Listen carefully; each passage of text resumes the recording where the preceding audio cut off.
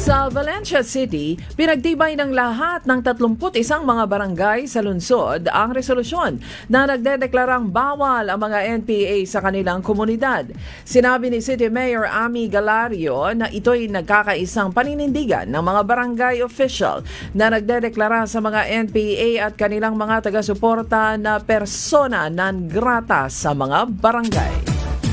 Sa Tarragona, Davao Oriental, binisita ni Pangulong Marcos ang bayan na ito na isa sa mga pinakaapektado ng lindol noong nakaraang linggo. Nagpasalamat ang mga mamamayan sa pagbisita ng Pangulo at sinabing sana ay may dala siyang ayuda upang maitayo nila muli ang kanilang mga nasirang bahay. Inanunsyo na tuloy-tuloy ang tulong ng pamahalaan sa mga biktima ng kalamidad.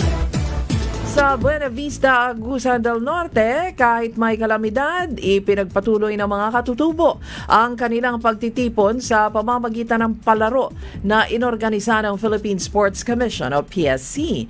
Ang Indigenous Peoples Games ay ginawa nitong weekend sa tulong ng National Commission on Indigenous Peoples, Department of Education at ng Agusan del Norte Provincial Government. Sa kabila ng lindol, lahat ng 11 bayan sa Agusan del Norte ay nagpadala ng kanilang mga manlalaro.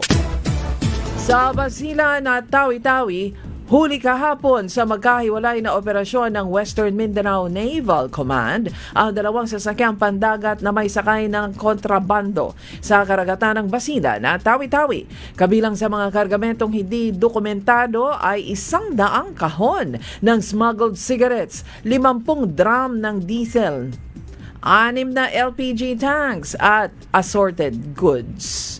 Kulong ang mga tripulante ng dalawang lansa at inihahanda na ang kaso laban sa kanila.